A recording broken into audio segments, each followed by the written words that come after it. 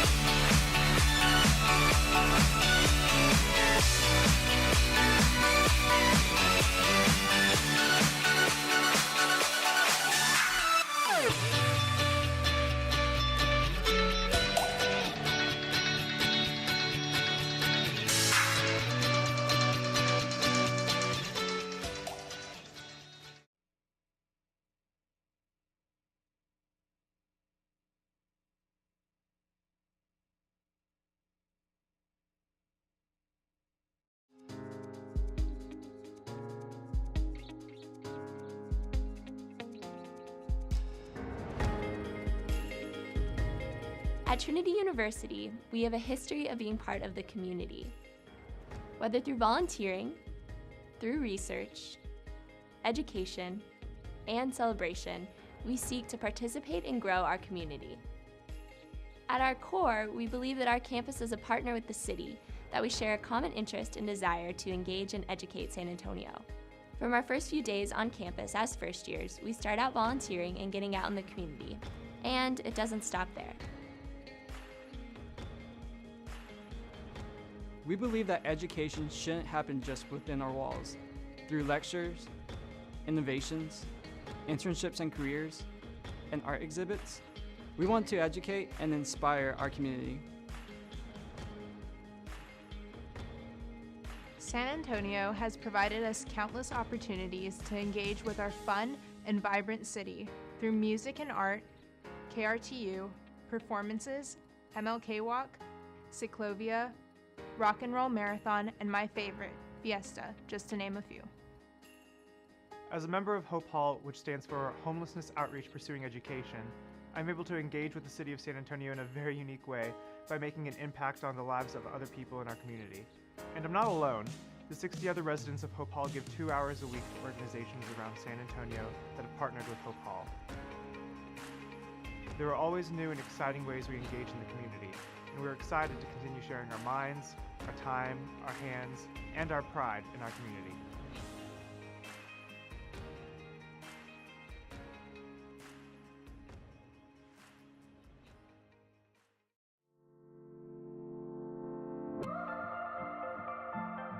So the value of learning in a broad-based liberal arts and sciences university is that you don't have to be just one thing. In fact, we encourage you to be more than one thing. And as a first-year student, if you're coming in and you have absolutely no idea what you want to be when you grow up, then this is a great place for you to start. Get to test out a bunch of different classes and find your passion. And most of our students, you'll notice, have more than one passion. One of the reasons why I came to Trinity is because of the liberal arts education, and because I was kind of unsure of what I wanted to study. So coming to Trinity and being able to take classes in every department and having the faculty tell you what you're good at and guiding you through the way, having an advisor, has really, really benefited me, and I know a lot of my colleagues, because you are able to take classes and choose your major your junior year. And you don't waste any of your classes because every class teaches you something really special. So being an engineer, attending a liberal arts school, most engineers would question that, and they would wonder why I'm attending a liberal arts university. but the entire background on that is we want to produce kids that are well-rounded in every facet of the professional world. Being at a liberal arts university, I'm learning things that I never thought I'd get a chance to, and it's definitely fun. It keeps everything interesting. Get away from the numbers and equations and learn a little bit of history, and it's fun being able to do things like that, but it also creates a well-rounded individual. I think the Trinity liberal arts curriculum is definitely a great way for people to explore options and maybe find a different career that they thought they weren't interested in. For example, if you go in as a science major and you take some of the curriculum and, for example, in art, and you find out it's your true passion, then you go in that route. You definitely have the opportunity to explore different options and take classes that are not just about your major.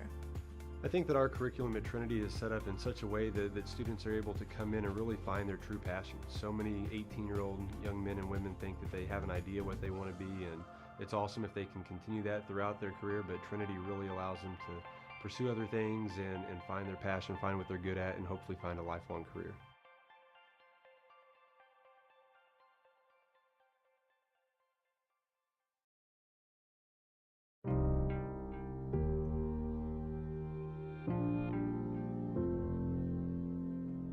So what kind of student goes to Trinity? I'd say well-rounded students go to Trinity. They write well, they speak well, they're very comfortable with people of all different sorts. They talk well with their professors, with each other, and because of that being well-rounded, they seem to be really accepting and open to ideas and to other sorts of people. It makes me want to be around them. Trinity students, wow, we are very dedicated. I've never met a more tenacious group of individuals, and that's something I really appreciate. I mean, as a political science and communication major, I like to think of the words engaged and active for Trinity students, because we're active citizens, we're engaged with our media, our politics, our everyday life, and the things we love to do, and we go out there and we give it 100% no matter what we're doing. The type of students at Trinity are usually way too involved, but it really makes for an awesome campus. There's always something going on, and you can't really miss a beat because you might miss out on something really awesome. The students at Trinity tend to be smart, serious, and well-rounded. I love that Trinity students care about themselves and also care about the world around them. They serve, they volunteer, they're engaged in the local community. I also love that Trinity students are serious about their studies, but they don't take themselves too seriously. They enjoy having fun and they enjoy working hard, and it creates for a really nice balance on campus. The type of students that go to Trinity are... We could have attention. Right here. Are we ready, Taylor? Good. Good afternoon, everybody. Let's try that again. Good afternoon, everybody. Afternoon. Thank you. On behalf of Trinity University, it is with great pleasure and honor that I greet you to begin today's conference, Religion and Climate Change, Taking Our Planet Back. For those of you who I've not had the pleasure of meeting or teaching before, I am Dr. John Burke from the Political Science Department here at Trinity. The preparation for this conference has been a joint effort of Trinity faculty, staff, students, and external partners, both here in San Antonio and across the nation. The principal sponsors are Trinity and the National Religious Coalition on Creation Care. Other partners who have helped greatly with donations and in-kind costs are the Departments of Political Science, Religion, Geosciences, the Trinity Spiritual Center, the following student groups: Echo Allies, Global Health Initiative, Muslim Student Association, Trinity Unitarian Universalists, and then the following community partners: Sierra Club, Climate Action SA, St. Mary's University Ministry, Catholic Relief Services Southwest, the Soul Center, the Sustainability and Interfaith Offices of the City in San Antonio, and finally, the San Antonio Interfaith Environmental Network. Thank you very much to all. Our assembly is rather diverse. We are streaming, so in addition to those present, we will be streaming parts of the conference live. I would like at this time to give a shout out to the Moravian community which is gathered in Bethlehem, Pennsylvania to watch the first session of the conference. We may not have forsythia blooming, as in Pennsylvania right now, but we do have bluebonnets. Thank you for joining us virtually. Greetings as well to anyone else watching from across the globe. Indeed, we are an interfaith community in attendance. This is an interfaith conference, so please feel free to pray and engage in your own spiritual practices as you see fit, both today and tomorrow. In that spirit, then, I'm going to call upon Mr. Wayne Romo, Director of University Ministry, St. Mary's University, in tandem with the St. Mary's University Music Ministry, will lead us in our opening hymn and prayer. Wayne. Thank you, Dr. Burke. You should have received by now a document that has the music that we'll use for our opening prayer. I invite you to join us. I'd like to draw your attention to the song that's titled Litany of Peace. We'll be weaving in this song some text from Laudato Si as part of our prayer. But the invitation is that we are praying for peace. So we call upon the God that we love and honor and serve to bring peace. We invite you on the refrain part of this song to join us.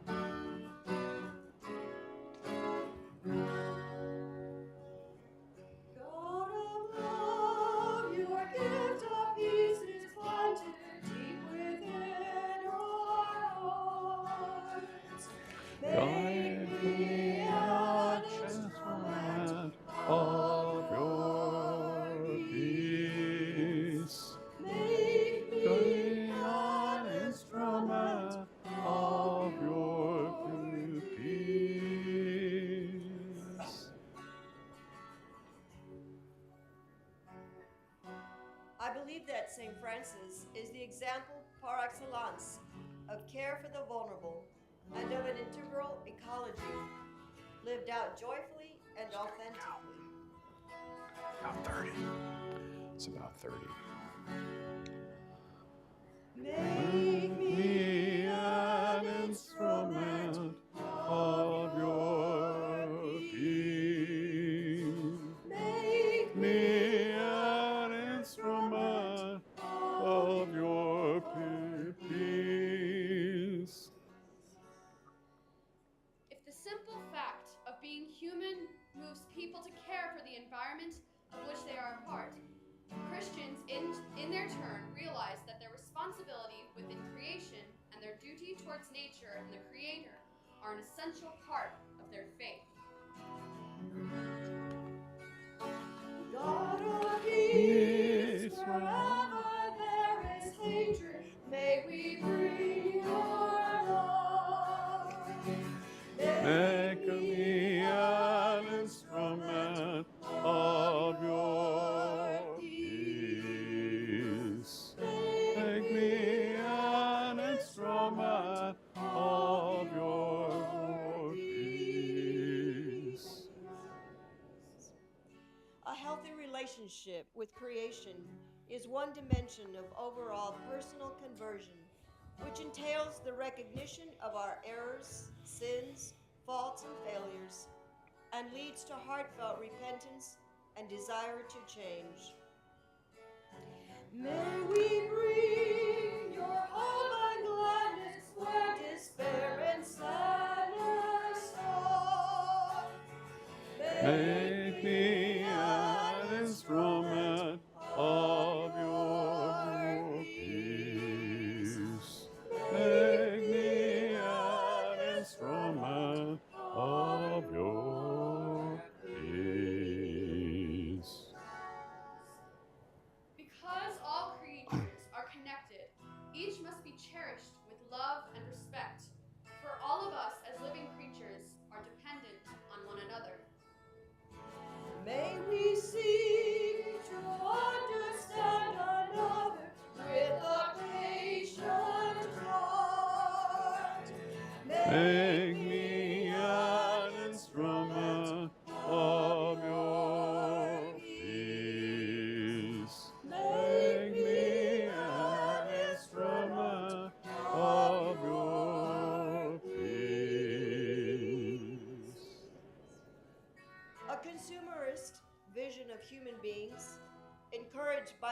mechanisms of today's globalized economy has a leveling effect on cultures, diminishing the immense variety which is the heritage of all humanity.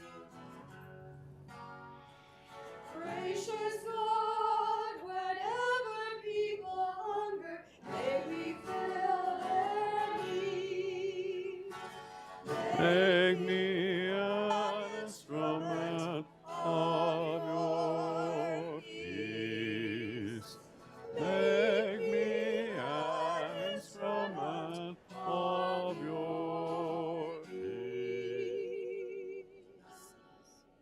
What kind of world do we want to leave to those who come after us, to children who are now growing up? This question not only concerns the environment in isolation, the issue cannot be approached piecemeal. Set us free from all our fear and anger. Set us free to love. Make me an instrument of your peace. Make me an instrument of your peace. Make me an instrument of your peace. Make me an instrument of your peace.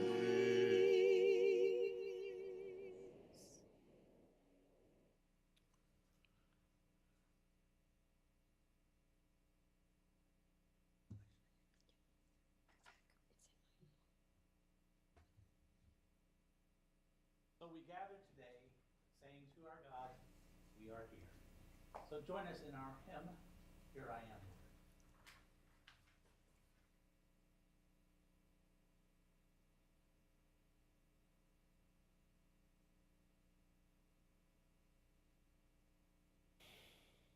And so we pray, God of all creation, at the beginning of time, you placed a single mandate on humankind, to be stewards of creation, to replenish through all generations what you have made. We come today amid that same creation, a world that is in many ways more splendid than ever, but in too many ways scarred beyond recognition. Turn us from our unmindfulness. Help our touch of light. Help us renew the world that supports us, so that we may once more know creation as it was in the beginning.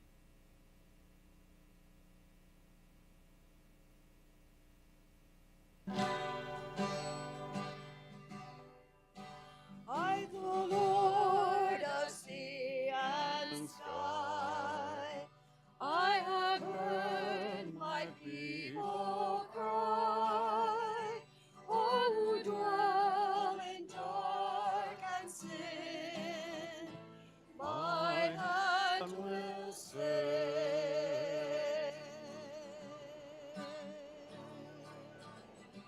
I who made the stars of night, I will make their darkness bright. Who will bear my light to them? Whom shall I send? Here I am, Lord. It is I, Lord.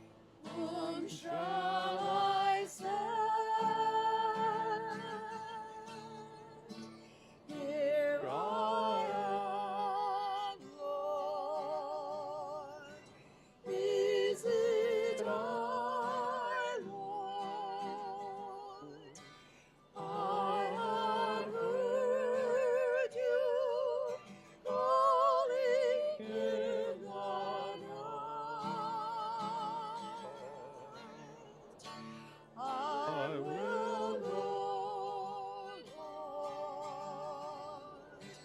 If you lead me, I will hold your people in my heart.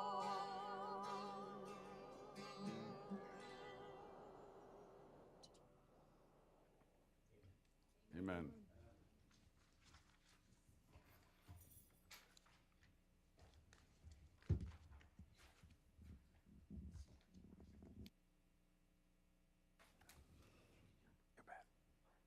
Thank you all.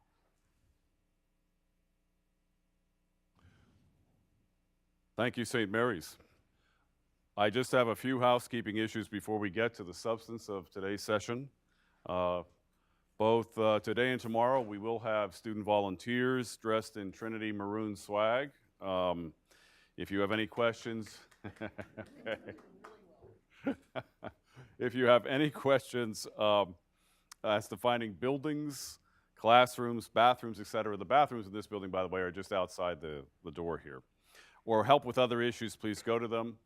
For those of you who need transportation today to move from Northrop Hall back to the Chapman Center for the research fair and reception, we have a golf cart if you want that can help transport you. The same goes for transportation back to your car at the end of the afternoon, if that would be helpful. We will not be taking formal breaks during this conference, so please feel free to go to the bathroom as you see fit, and again, the restrooms are located just outside this auditorium.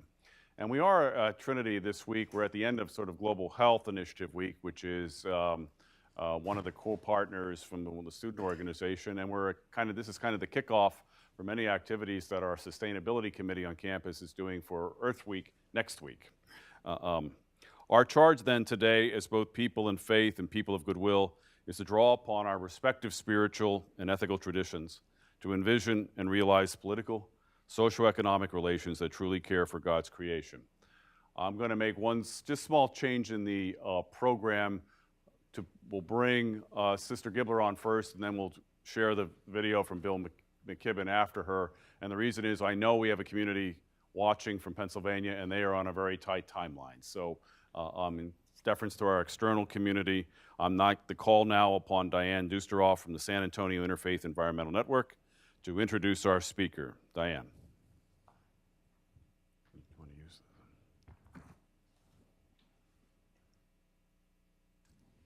Thank you. Thank you.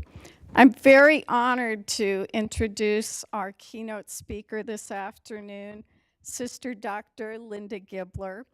I first met Sister Gibler about 3 years ago when our organization organized a water resources conference called the Water Captains Program. And I have seen Sister Gibler enthrall a room full of people on the topic of Laudato Si, so I'm really looking forward to this presentation. Sister Dr. Linda Gibler grew up in Connecticut and received a bachelor's in sociology and anthropology with honors in life science ethics from the William Patterson State College of New Jersey before moving to Texas. In 1986, Sister Linda entered Sacred Heart Convent, joining the Dominican Sisters of Houston. This same year, she began working as a hospital chaplain at Ben Taub Hospital. Beginning in 1989, she served as the director of social ministry for the Prince of Peace Catholic community for 8 years. During this time, she also served on the Medical Ethics Board at Cypress Fairbanks Community Hospital, and later was lead case manager at the Breast and Cervical Cancer Care Program for the Texas Department of Health. She also studied at Aquinas Institute of Theology, earning an MA in Pastoral Studies and her preaching certificate. Sister Linda began studies in cosmology at the California Institute of Integral Studies in San Francisco in 1999.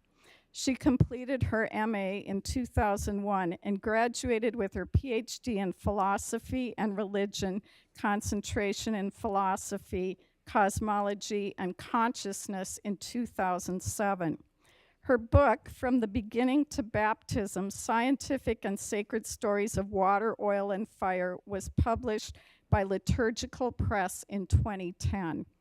Currently, Sister Linda is an associate professor of science and religion and associate academic dean at the Oblate School of Theology, and she also serves as an adjunct faculty member of the Loyola Institute for Ministry. I'd like to welcome Dr. Sister Linda Gibler. Thank you very much.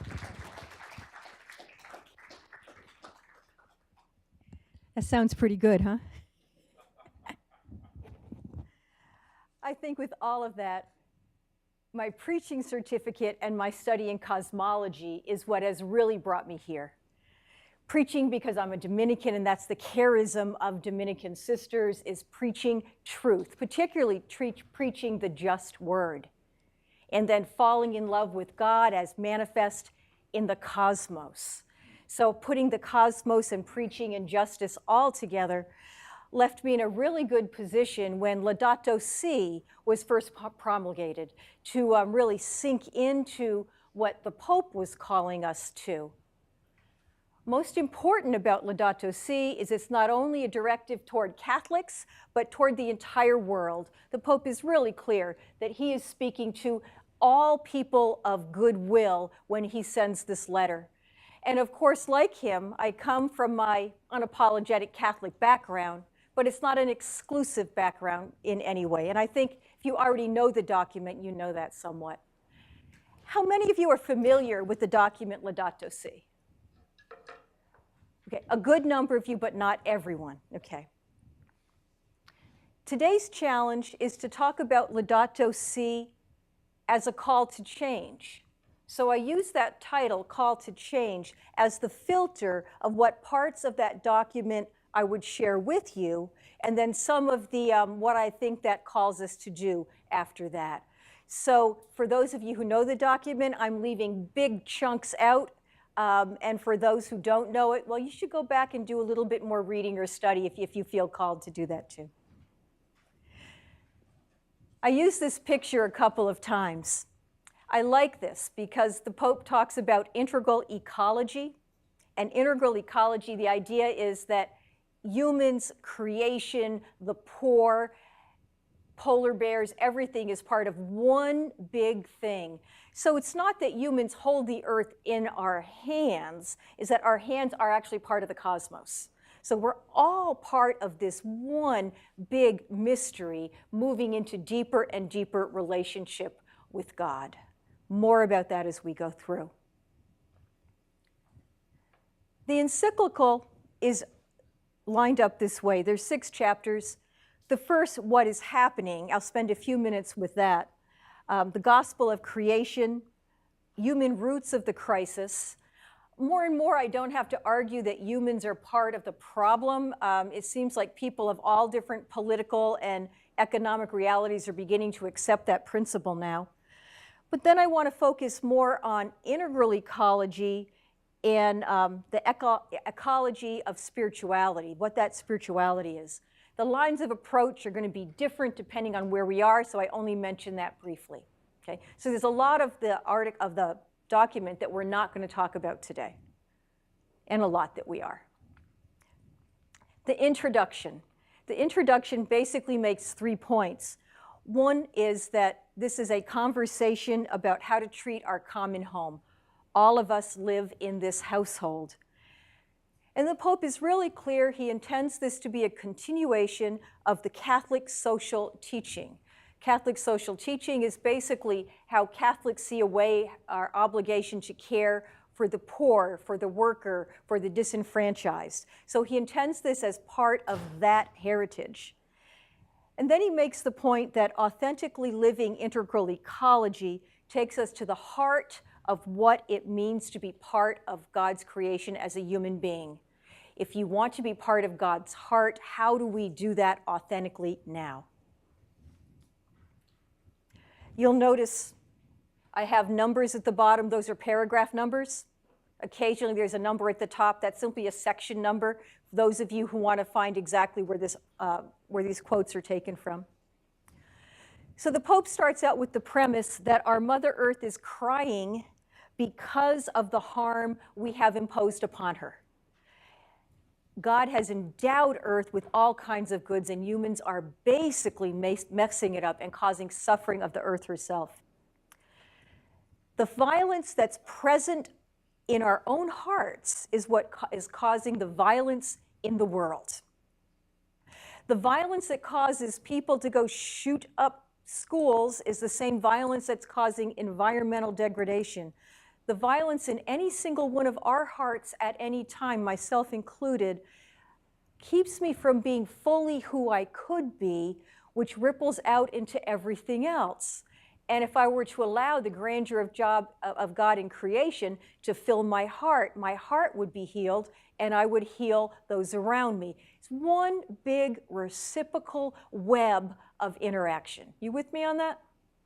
This is audience participation? Yeah. Good, good. And this, if you can't see it, it says, I'm afraid you have humans. Yeah, because part of it, we have to say, it's not because humans are bad. Any species on Earth, if it had the ability to, would take as much energy as it could for its little lonesome self. Any species would. And they do that in all kinds of environmental ways. Problems with humans is we've got rid of our predators, except for microbes maybe for the most part, so that we can outsmart or outthink almost everything. So there's nothing to keep us in balance except our own ethics. And we haven't quite grown into that yet as a species. Okay? So this doesn't mean that we're bad, it just means we're not finished yet, that we're on our way to the kingdom that isn't completely here yet. Okay? So it doesn't make us bad people, it makes us sinful people. The kingdom has not fully been realized. The Pope says the reason for this, most of it, is we have forgotten that we ourselves are made of the earth. That we ourselves, our bodies are made out of everything from the earth. We receive our life from the earth. On a different day, I would give you a scripture, an ecological reading of Genesis, how so much of what we see in Genesis tells us that we're integrated and our job is to care for and keep. The words dominion and subdue need to be re-understood, often retranslated. The Pope uses St. Francis twice in his introduction, as we heard in the prayer this morning. It was beautiful. St. Francis, he says, shows us the connection between nature, the poor, commitment to society, and interior peace. Throughout the document, we're told again, those four things are all one piece, different prisms looking into that same thing. The Pope also tells us that our problem is that we have a weak response to the issues. We are aware of the issues now, we know what has to happen, but we don't have political leadership, he says, or personal morality yet that is going to propel us forward to making the choices we know we need to make. Now, I know there are some ecological and political leaders in this room. There are some wonderful exceptions, but as a species right now, we don't have enough leadership yet that is making the change. My hope actually is with the Parkland generation. Yeah. The Pope says we have a variety of options. We can choose light, we can choose greed, we can choose all of these things, but he insists always that there is hope that we can, in fact, redirect our energies. That it's not too late, we're not wasting our time, but there's always hope that we can do something to solve our problems. But we need the motivation and the leadership to make the choice between this side of the picture and that. You with me on that? Yeah. Okay, that's basically the introduction and the roots of the problem and what's happening on the earth. the roots of the problem. The humans are causing the problem. So now we have to understand, the Pope says, something about what has gone wrong. Should we not pause and consider what has gone wrong with the human ecology that we allow all of this suffering to go on? He lands this squarely on Western industrial technological culture. There are other places this can land. Most of us are probably North American, although I know not all of us are, but this lands squarely on North America and the industry and the culture that grows out of North American culture. Never has humanity had such power over itself, yet nothing ensures that it will be used wisely. You look at the technology we're doing now. If it's genetically modified organisms and we don't know how they're going to spread to other crops, if it's genetic intervention in our own personal lives, if it's how we treat embryos, we have so much technology, but we don't have the wisdom. Brian Swim, one of my mentors, would say, we have a microphase wisdom, just little human phase wisdom, but we're facing macrophase problems. Macrophase, the entire planet, that one little species can now change the currents in the oceans. We don't know how to deal with that as just little tiny mammalian species. Our wisdom needs to grow and deepen. It's my favorite slide of all of them. We have to recover the greater values that are underneath everything we're doing, and we have to be aware of our unrestrained delusions of grandeur. We think we humans are the best thing since sliced bread, and in fact, we have problems. We don't always know what it is we're doing. We think we can micromanage everything. We think we can predict the future, and we can't predict the next 5 minutes. Yeah. Our 5-year plans, they're kind of silly when we look back on them. The crisis and effects of modern anthropocentrism. Anthropocentrism, meaning putting the human in the center, as if the human were more important than anything else in creation. And there's a way in which that's true, but when we focus on the human to the detriment of everything else. So how is it we focus on the human as the sole good? That there can be no renewal of our relationship with nature without a renewal of humanity itself. We need to renew humanity itself. There can be no ecology with an adequate anthropology. If we don't know what humans are in relationship to ourselves in the whole, we will not have a vibrant ecology. I was working with a bunch of Catholic scholars, and they wanted to do a conference that included climate change. That's an important thing to do, climate change. But as Catholic scholars, we had to go beyond climate change to what is it in the human heart that allows and contributes to climate change? Who do we think we are in relationship to the waters, to the forests, and everything else? So a re-understanding of the human is essential to this transition. All of the good work we do is important. The little acts of saving things, the grand acts of saving things, it's not enough unless we go into our own human hearts. Chapter 4. These are called the 4 guardians. I use this picture twice. This guardian of all the winged, all of the finned, all of the rooted, and all of the legged. So the guardians of all of creation. Chapter 4, Integral Ecology, is all about the connection between nature and culture today and tomorrow. Notice it's generations of all species.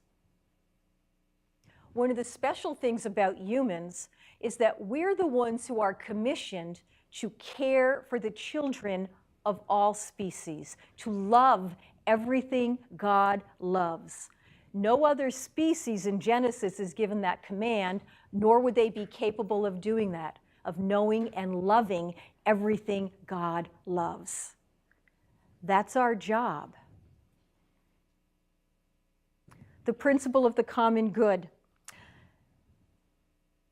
The Pope is clear here, and I think it's true, that when we don't distribute goods equally, violence always ensues. When we leave people struggling for their basic needs, they will fight for what they need. They will fight for what their children need. How many of you are parents?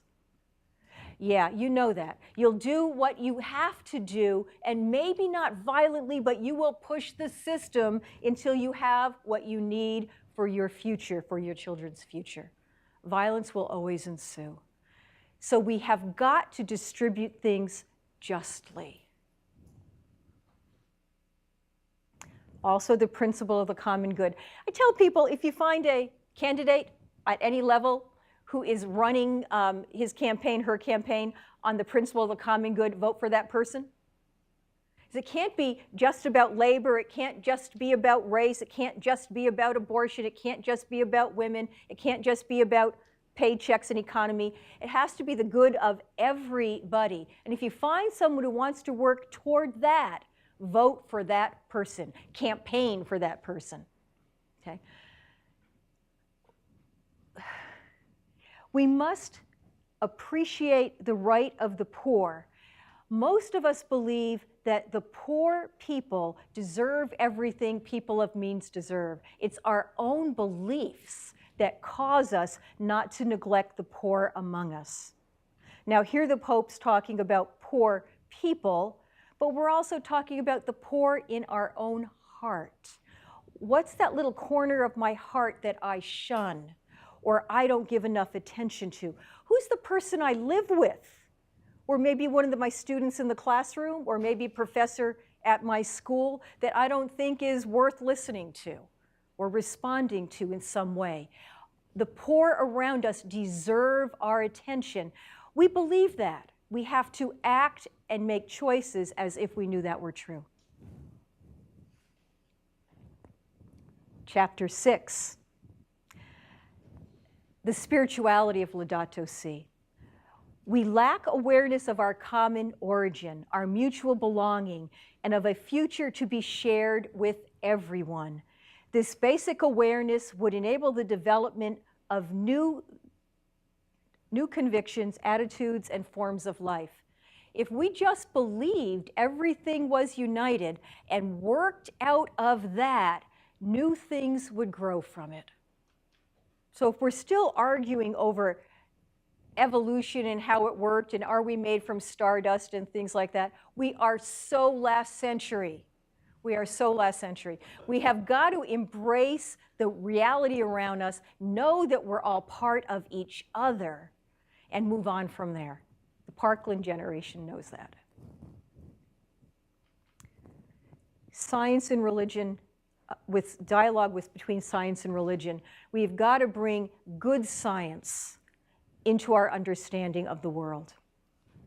We've got to rethink what sin is about. This is something I'm working on right now. If there was no fall from grace, if Adam and Eve is a beautifully true teaching story, but if there was no perfection behind us, no Garden of Eden behind us, evolutionarily we know that, then where is the perfection? We don't go back to a place where we used to find that. We go forward to where we will find that in our future. All we need to do is reach forward. We don't have to repent for our shortcomings if they don't make us change and move to something ahead of us, not behind us. We have to move toward a new lifestyle. If we can, we will truly be able to develop a different lifestyle, bring about significant changes in society. If you really believe the people around you are just as entitled as you are, and if you really believed this beautiful campus, all of the creatures on it are entitled to their own life way, you would treat them differently. You would treat them differently. The Christian tradition tells us that the entire creation is a book of Revelation. You know, more about that than most of us in the room, I think. It's a book of Revelation. When's the last time we read that book? when we actually walked across the campus from our dorm to our classroom, from this to back to our car, and noticed that everything around us wants to tell us about God. You slow down and listen to it a little bit. Slow down and pay attention a little bit. There's all kinds of ways to developing that habit of paying attention to what the grass, the birds, the flowers, the air, the trash, the road construction has to teach us. All of it wants to tell you something.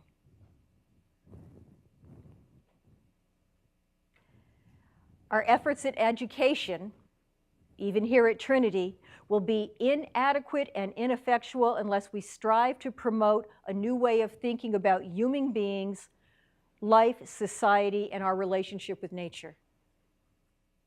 No matter what you're learning in your biology classes, your astronomy classes. I lived in California. I have dabbled a little in astrology, not in any serious way.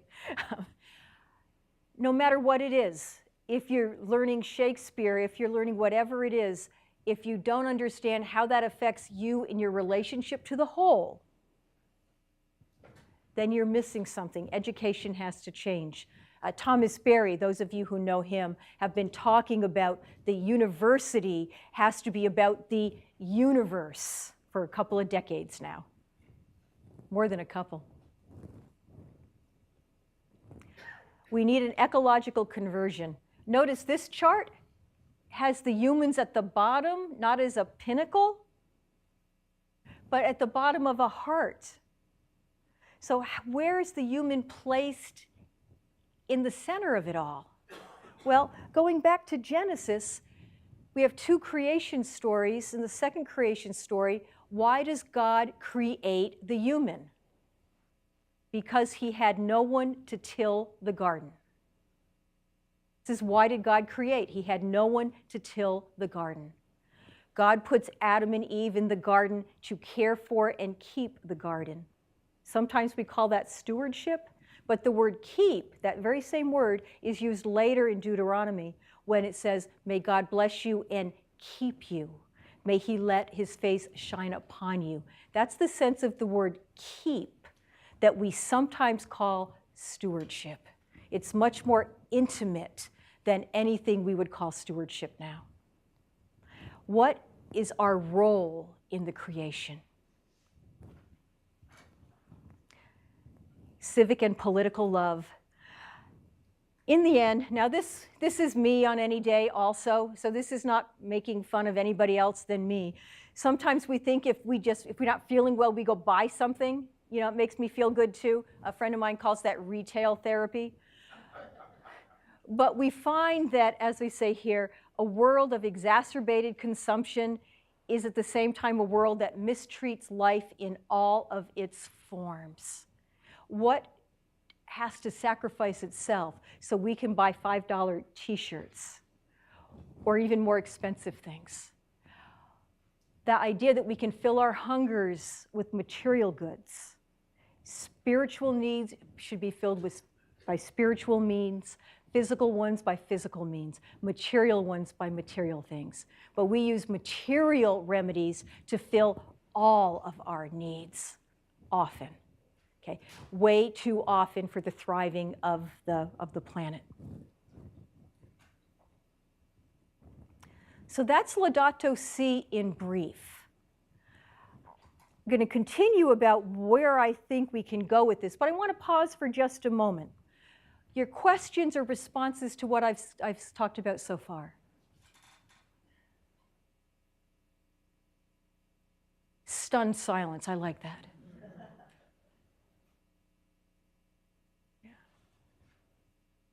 Yes. I have a little comment. There was a conference that was held prior to the promulgation of Laudato Si, almost a year prior. Pope Francis brought together 48 leaders from around the world and in many topics. And each one introduced himself by describing the state of the world and what's necessary. And at a certain point, Pope Francis walked in and he says, Do you think this is the end? Or can we survive?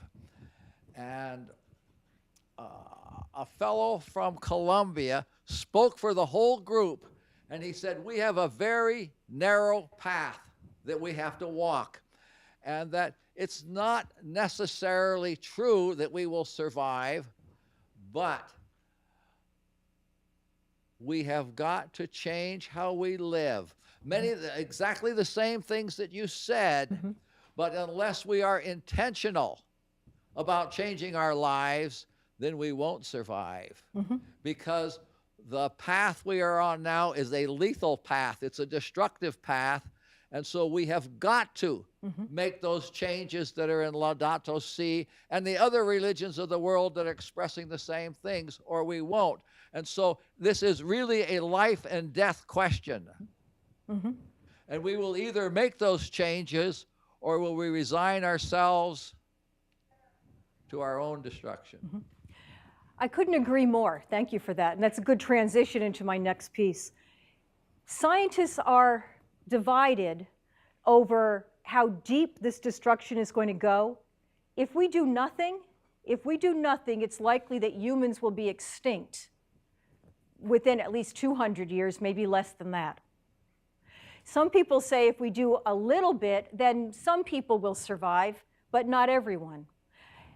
No matter what we do, the planet is not sustainable with this many people on it, with the kind of growth that we anticipate. So not at the current rate of consumption and of using of energy and all the rest of it. So we've got to change a lot very quickly.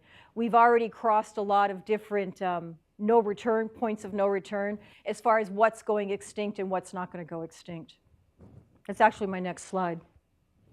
20 years ago, scientists around the world acknowledged that we were in the sixth extinction. How many of you know what the sixth extinction is? Yeah, they don't talk about that too much on television. I don't know, or anything else. And maybe that's, all kinds of reasons. What they're saying here is that there have been 5 major extinctions in the past. The most recent one was when the dinosaurs got knocked out 47 million years ago or something like that. When the dinosaurs got knocked out, when an asteroid comes streaming into our atmosphere, hits the planet, splashes up all kinds of fiery debris, rains back down again, and the entire planet starts to burn. All of the smoke goes up in the air. Something like 60% of everything dies. 60% of everything. Okay? But that means 40% lived. And we're the remnants of the ancestors who survived all that. So every time before this, when there has been an extinction on the planet, it has either been because an asteroid has come in and hit us, or there have been massive volcanic eruptions as the planet is moving and changing its configuration of land masses. It's always been a phenomena that was global and caused by cosmic events. But now this is being caused by one species. One species is causing all of this destruction. Unimaginable, absolutely unimaginable. Some people put the beginning of the sixth extinction all the way back to when humans settle into agriculture and start taking from the earth rather than accepting from the earth. Some would say it started 1901 when Texas in Beaumont hits oil big, that's Spindletop. In a little more than 100 years, Texas, United States, and the industrial West goes through all of its oil, or most of its readily accessible oil, and in the meantime puts all of this destruction and waste around the globe. Okay? Humans are doing this. Again, not because we're bad, but because we're not very bright. We're still working with a tiny wisdom when we need a big one. But what we're causing is not something little. What we're causing is the extinction of species around the entire world. It's estimated, this is an old estimate, this is about 3 years old, that 1/3 of all corals, 1/3 of all shellfish a quarter of all mammals, a fifth of all reptiles, a sixth of all birds are going to go extinct by the middle of the century. That used to sound like it was a long way away. It's not very long ago, not long from now anymore. Yeah, yeah. I'll be an old lady by then, but some of you folks won't be, and our children won't be.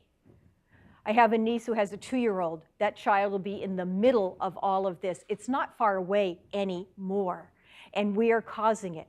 I'm causing it. You've got a panel later that calls I Am Climate Change. Yeah, you're also the answer to climate change. The Pope says we need an integral ecology, and also an integral anthropology. So what would that look like?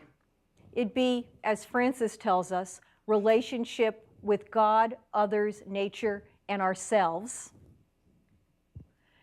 Concern for nature, justice for the poor, commitment to society, and interior peace. So those are all elements of this. And then the chapters that the Pope uses, that kind of interrelationship in light of environment, cultural ecology, daily life, common good, generations, and joy and peace. So if we pull that interconnection into those categories, we have an idea of what we need to do as humans.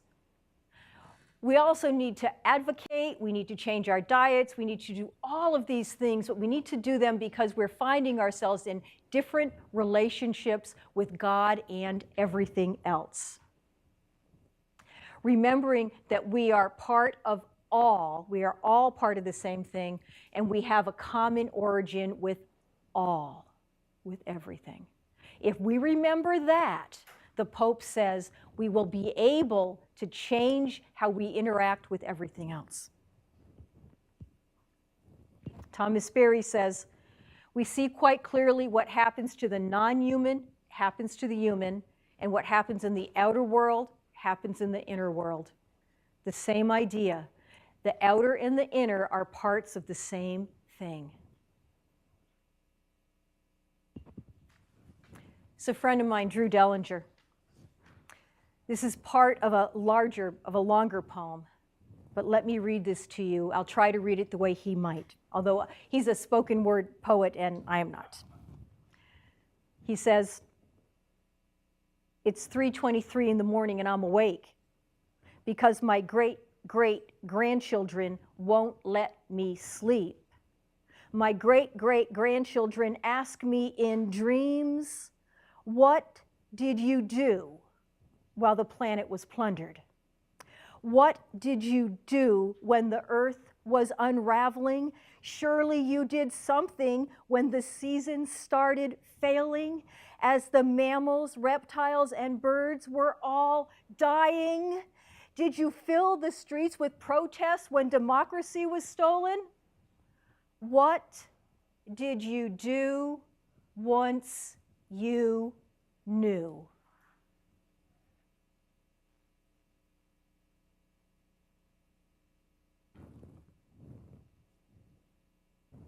So my question to you and to myself and to all of the publics I work with, what will you do? What will you do? Doing nothing is not an option. So think a moment, this is not for out loud, just in your own hearts. What one thing is rising in you right now? Is there a little kind of uncomfortable something, or you wish something was different, or a little piece of joy or change, or what's rising in you right now? Just identify one thing.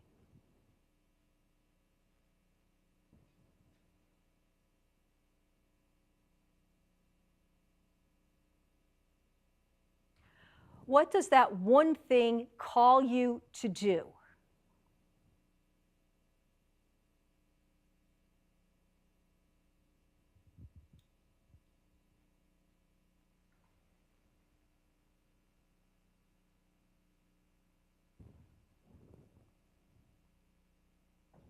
What is just the first step in doing that one thing? Just the first step. Don't solve global warming or a paperless campus, but what's the one step, the first step?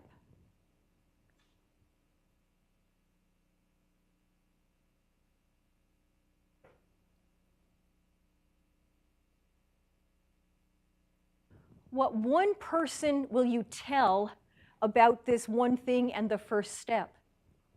One living being. Because that'll hold you accountable. If you tell one person that you should do this thing and you intend to do this thing. So who's the one person you will tell?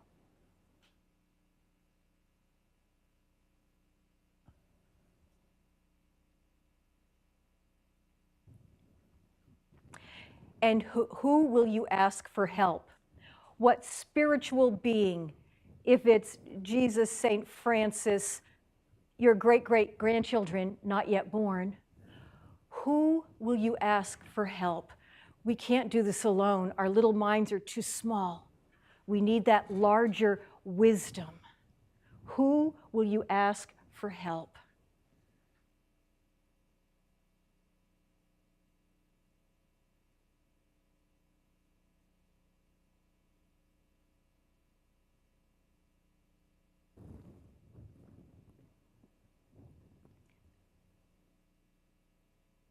The world is in our hands, but our hands are also the world. Whatever those one things are that you identified, do them. Start on them at least. Because as said here, it is a matter of life and death for the planet, for our children, our grandchildren, the violence in our streets, all of it integrated into this one piece. You with me on that? Yeah. Yeah. Questions, comments, disagreements? Yes.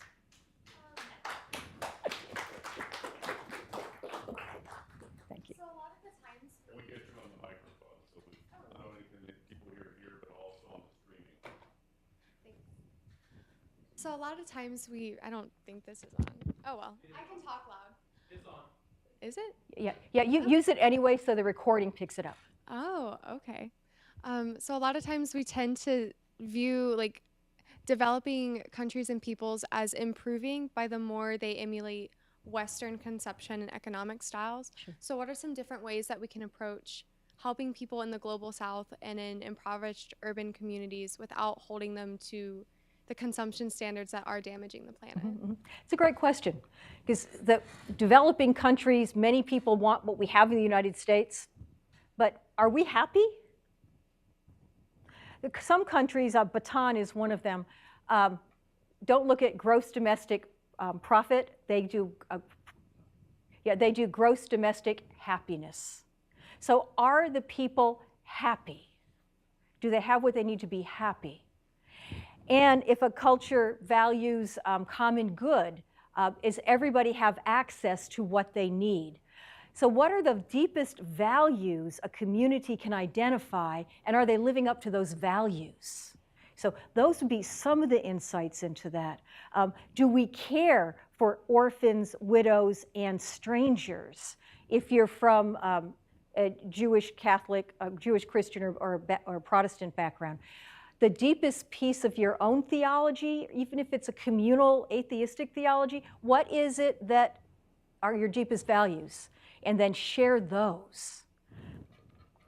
There's not a choice between, pollution and not being able to cook. We could use technologies that help people, because that's one of the things. How do we help people in India cook when they're using dung and all the rest in poor areas? There has to be better technologies that we can help them with that aren't polluting, so they can have a good standard of living, so they do have their needs met and reach not only to their goods but to their happiness. So it's a partial answer at least. Yeah. Other questions? Observations?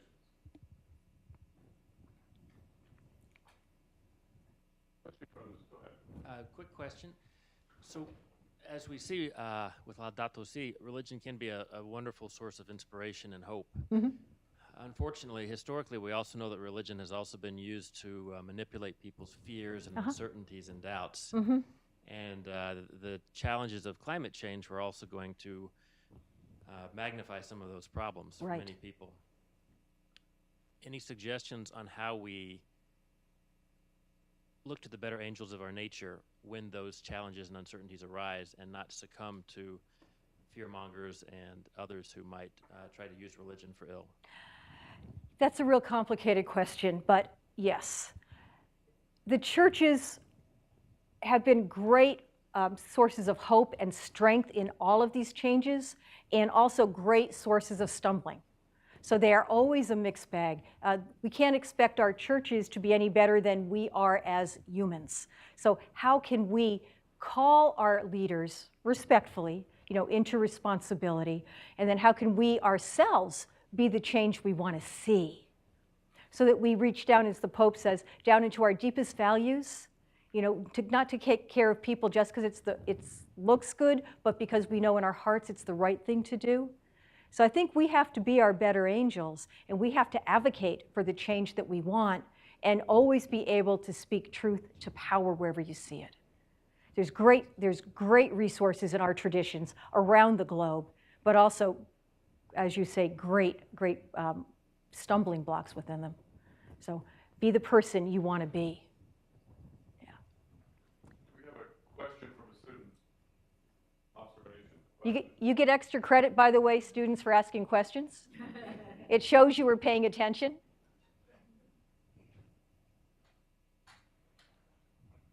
Any other comments from the general audience?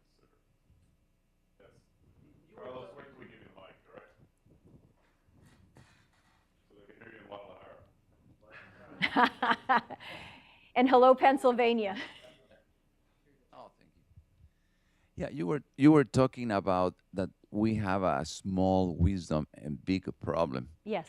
And how can we improve the wisdom and increase it to be able to get this problem? Mm-hmm. I was thinking maybe what is new to this civilization mm-hmm.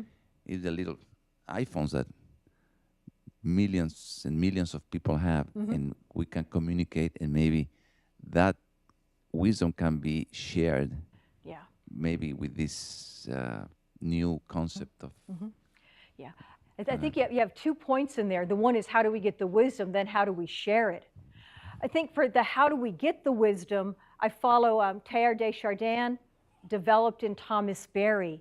When we realize that we are the universe, you are the universe in the form of Carlos, the entire universe history. It took God 13.8 billion years to make you.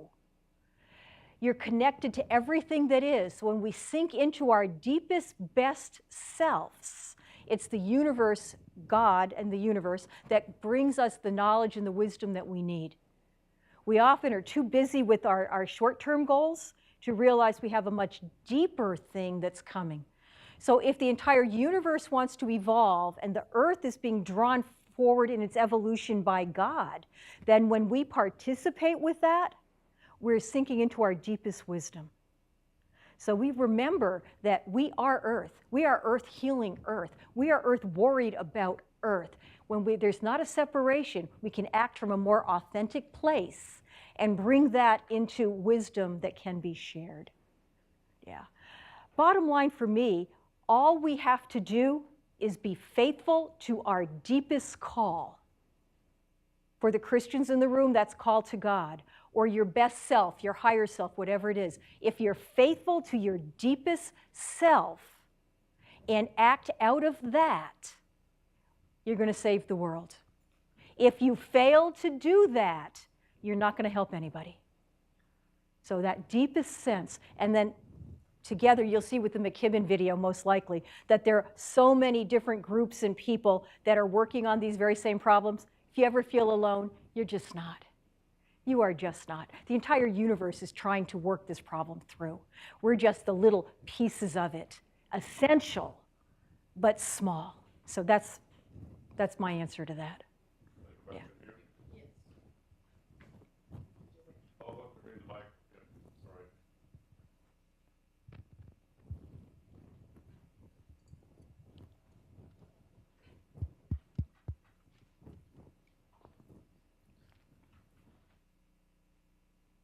Right. Sister Dr. Gibler, thank you for sharing this. you, I think, have read a lot, and maybe you would be a good person to suggest if maybe one of our ways that we might be in community and dialogue with others is to start some book discussion groups. Can you recommend some good books that we can offer as for discussion in the whole community and invite people to participate in the discussions to have these dialogues? That's actually a hard question. One of the issues is I'm dyslexic, so I don't always remember titles. You mentioned Thomas Berry. Yeah. Thomas Berry, Dream of the Earth, is foundational for this movement. And Teilhard de Chardin, Divine Milieu, would be an excellent place to go for Teilhard. But more recently, anything you get that will connect the environmental reality and your faith tradition. In the Catholic Church, there's a book, and I can't pull the name up right now, that does scripture and problems with ecology. There's another one that was moral ethics and ecology. So find those "and" books, because they help make the connection between wherever your heart is and the rest of the planet. So any of those "and" books I would recommend. But I'm sorry, I have a little bit of a blank right now on specific titles. If you email me, I could send you a list. Yes, Yes. Sister Dr. Gibler, excellent presentation. Thank you. Exciting presentation, and I liked it too. Good. I didn't hear too many amens, though. You told me I was going to hear them. I was your amen corner, but I was mumbling in it. Oh, mumbling, okay. See, the call and response, I had to fall in with the crowd. But what I wanted to say, you talk about the goodness of God, the eccentric values that we have, but in reality, people in the world are living for survival. Yeah. And on a scale of 1 to 10, climate change is number 8. Yeah. We're talking about mortgages. We're talking about police brutality. Yes. We're talking about shootings in schools. We're talking about teenage pregnancy. We're talking about opioids. What, in your estimation, would be something that would be, aside from a book discussion and a seminar and a workshop, would be that catalytic force to say, this is real? And I want to, we see that it's real because we see what's going on with nor'easters and other climatic destruction. But in reality, as soon as we finish this, we say, wait, I've got to go and take care of this. I've got to move to that. How do we move from your estimation up to the reality where we move to an action status? When we came through the civil rights movement, we saw lynchings. We saw people calling us out of our name, and we had to react immediately. Yeah. Climate change is a little more. So how do, in your estimation, to bring it to that good people of consciousness, to bring that striking blow? And I mean, the Pope has done a marvelous job across faiths. I mean, the Laudato Si is just unbelievable, and we've all adopted many of the methodology. But when we take it back out to the grassroots people who are trying to pay the bills, how do we bring this up, in your estimation, to the reality, from the theological, theoretical to the practicality? Yeah. Amen. It's a good question we're all struggling with. There are a lot of different responses, but this is the one I've heard that I kind of like best. If you want to talk about climate change to a bunch of people that don't get it, or it's number 8 out of 10, talk to them about their own reality. And they'll tell you about their reality, and then say, well, what do you think about climate change? So you've listened to them. You've listened to the opioid crisis. You've listened to that. And then you say, okay, now what do you know about climate change or ecological stuff? And let them name it. They can name it because they're afraid for what their children are going through. They're seeing some of this stuff. And then you make the connections with them so that they can understand that a generation, that's not a generation, a whole bunch of people that are addicted is the byproduct of humans not knowing who they are. And the struggle to pay a mortgage, when it used to be one white man could take care of his family with a high school education and still have a vacation. Our parents, my parents, were able to do that. Their grandparents weren't because they were immigrants, right? So we have this idea about an American dream that was only for some people. So they realize they're not living the dream. So get them to talk about how they're not living the dream or what their fears are for their future, and then connect it to the entire planet. See, and let them make the connection, because otherwise it's just one more darn thing to do. Yeah. Also, any of us who teach young children, we're making a difference about climate change if we're teaching young children to be the best people they can be.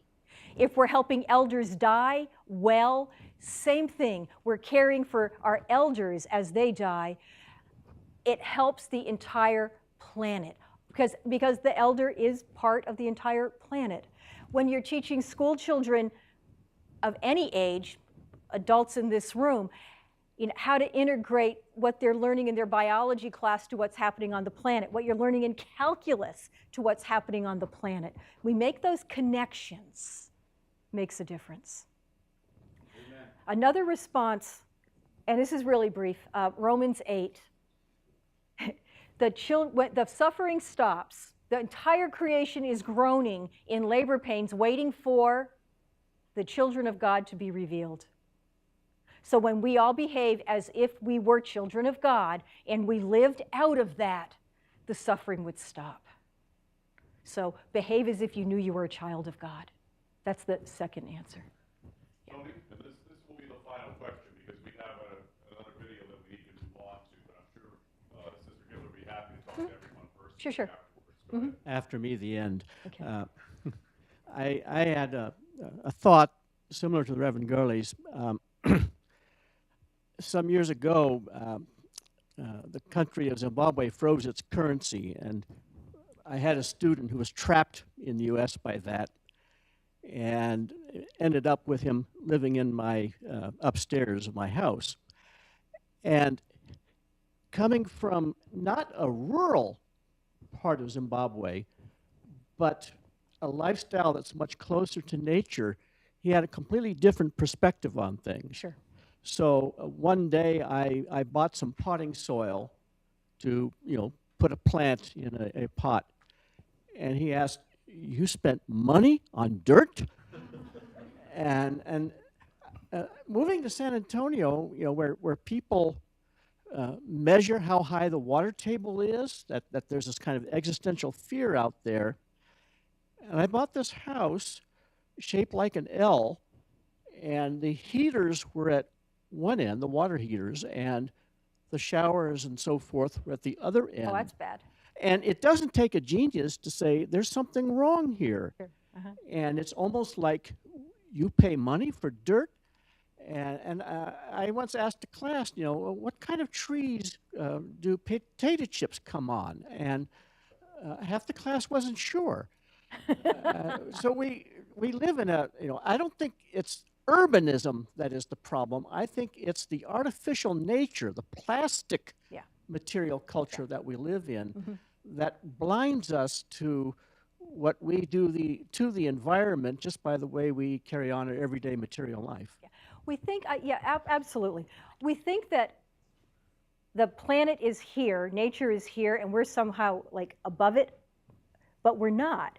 We're actually embedded in it, but we've forgotten that. So we've disconnected how we eat and everything else, how we live, as if we weren't on a planet. So we go to, lumber liquidators when we need something, instead of going out to a stream that, heck, if you can find one, and visiting there. So we have this idea that we're separate from everything. It's like kids don't go outside to play as much. And maybe they shouldn't, because things are more dangerous all over the place now than it used to be. So yeah, it's that disconnection. Some people actually say, this is Miriam Therese McGillis, also Thomas Berry, that it's that disconnection that has caused us our problems. So we can think of the natural world as if it was lumber liquidators, as if it wasn't an essential, growing, vibrant community itself. Yeah. Just a side note, I heard recently that almost all the plastic humans have ever created, and we've only had plastic since, the 1940s, still exists. Still exists. Yeah. I wanted to say something. I know you said we didn't have the time, but, I wanted to speak for myself as a, native person from this land and my parents and grandparents. And something that I was taught was that, whenever you're going to make a decision about something important in your life, something like what Dillinger said, is you have to think 7 generations. Yes. Like, yes.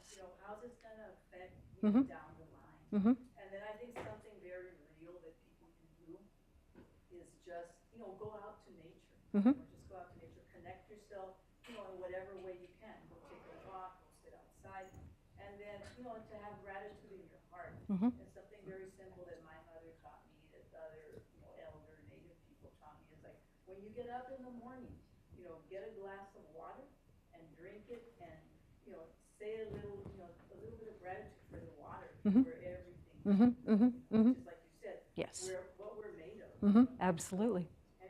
Thank you. Thank you. Well, I'd like to thank Sister Elizabeth Gibler for a very wonderful presentation.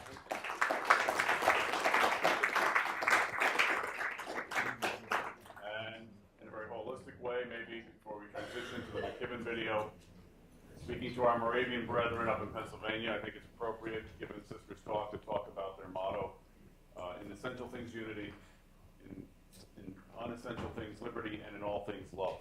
Nice. And I think that's very consistent with Sister's holistic approach today.